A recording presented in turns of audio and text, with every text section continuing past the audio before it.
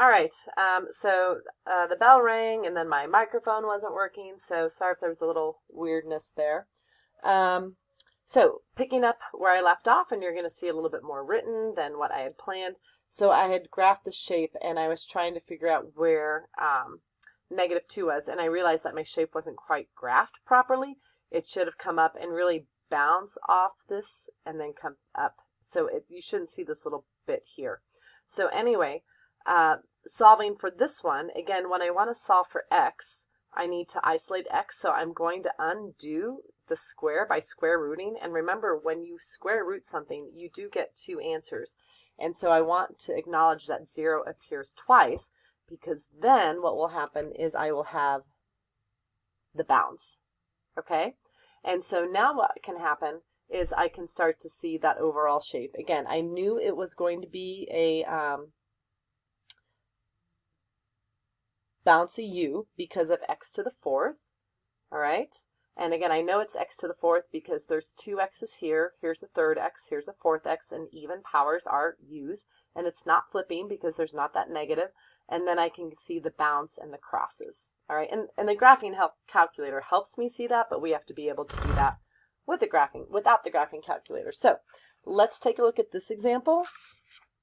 And then, yeah, we'll go from there. So we're going to use the end behavior, and that just means we're going to know the overall shape and the x-intercept behavior, so that's the bounce, wiggle, cross, and we're going to figure out the y-intercept to sketch this graph, okay? So real quick about the y-intercept. So again, my video cut off a little bit earlier. Let's just talk about that. So the y-intercept, I can see it when I use my graphing calculator, but there's a really quick and easy way to find the y-intercept without that. And remember, all y-intercepts have an x value of 0. So going back to my top equation, and if I already said this, I'm sorry, but it's been 2 hours since the video started, so I think that's where I got a little bit cut off. If x is 0, I just put 0 in for here, and in for here, and in for here. So and then I can do the math to figure out what y is. So here comes that -2 coming down. And if I put 0 in here, I get 4, and 4 cubed is 64. And if I put 0 in here, I get 2. And if I put 0 in here, I get -1. But when I square -1, I get a 1. And so when I multiply these numbers, I end up with -256. And so that's this new point that you're seeing here. And then the same can happen for this graph. If I want to know the y-intercept, I just have to make my x be 0. So 0 squared is 0. If I put 0 in here, I get 2. And if I put 0 in here, I get a -3. And when I multiply those, I get 0. So my y-intercept is at 0. So that's what's happening here. All right, let's first figure out what the shape is going to be. Is it going to be a bumpy line or a bumpy u? So I just need to see how many x's I have altogether. According to this, I have 3 x's. And according to this, I have 2 x's. Because again, what would happen is I would see, let me turn on a light, is I would see 2x plus 2's according to that exponent. So here's 3 x's, here's 4, here's 5. That's an odd amount of x's, so I'm going to have a bumpy line. So lines normally go uphill, but because of that negative, my bumpy line will be going downhill. So kind of my overall behavior is going to go like this. So I need to use some new terminology based on our test that we're going to be taking. So the end behavior, I want to use some other language. This is rising on the left side and it's falling on the right side. Okay, so I kind of got the general shape. My x-intercept behavior, I just need to take my factors and set them equal to 0. So let's start with the x plus 2. You know what makes these 0?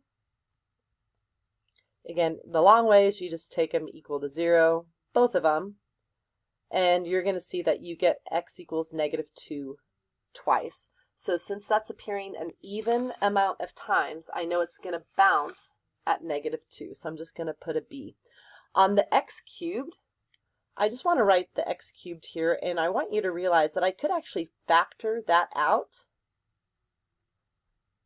And then if I set each of these equal to 0, I get 0 appearing 3 times, so an odd amount of times, which is going to make it wiggle across there. Okay, so I know here at -2 it's going to bounce. I'm just going to put a little b as a reminder. At 0 it's going to wiggle. And then the y-intercept. So the y-intercept just means I go to my problem and I put 0 in for x. So I'm going to put that in the box right here. So first I have the -2. And then if I put 0 in here, 0 cubed is 0. And if I put 2 in here, I get 2, and 2 squared is 4.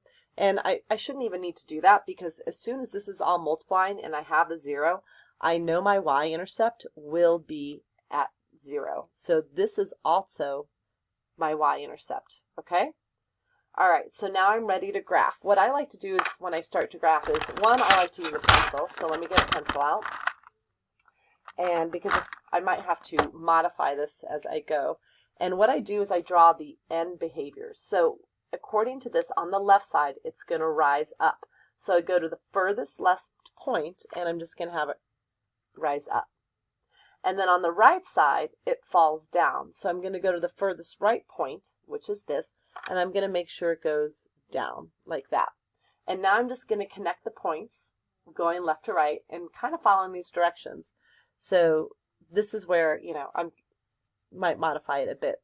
So it's going to come here, and when it gets to this point, it's going to bounce up, right? And then I have to get to this point somehow. So you're just going to make a turn at some point. We're not going to worry about the turns. That's kind of a next year thing. So just make it turn at some point. It could be much higher up, and you could make it higher up. You could make it a little bit lower.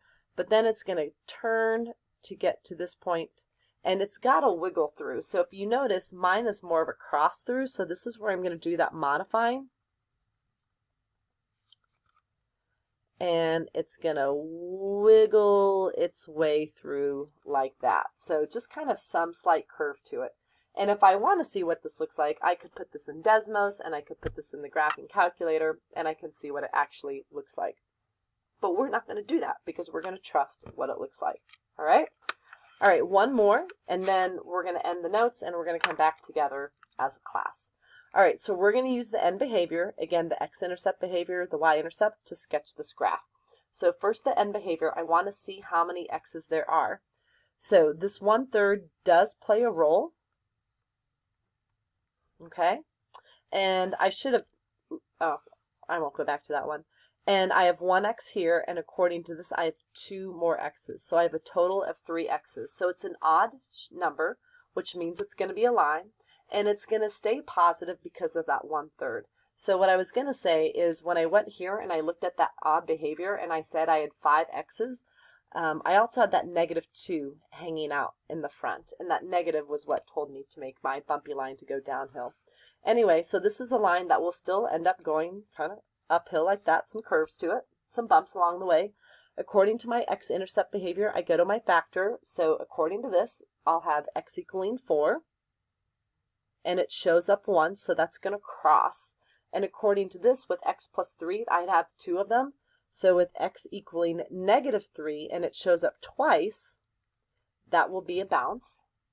And then my y-intercept behavior, I just have to put 0 in, so there's that 1/3. When I put 0 in here, I get -4. And when I put 0 in here, I get 3, and 3 squared is 9.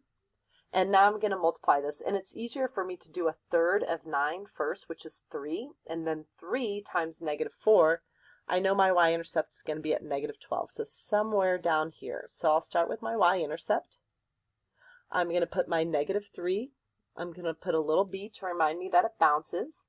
I'm going to go to 4 and remind myself that it's going to cross. And I'm going to start connecting the dots. And when I go, I just go left to right. But I start with those end behaviors. So I go to the furthest left point, and on the left side, it's falling down. So I know it's going to go something like this. And then on the right side, it should be going up. So I want to go to the furthest right point and make sure it goes up. And I'm just going to work my way from this point to this point to this point. So as I do that and I get here, I see a bounce, so it's going to bounce off. And at some point I need it to turn, so you can come further down. You can just have it kind of smooth right into that. We're not going to worry about where it turns. And it always goes through the y-axis. And then when I work my way to this point, it's going to cross. Excuse me. So you can't make some like extra points. The only time it can hit or cross, wiggle, bounce through the x-axis is these points, all right? If you're struggling with the shape, that's a time to call me over. So those are our notes. What we're going to do is pick up together as a class and finish this up. And again, I don't know how long this will take us in Monday to do, but I guess we'll worry about that then.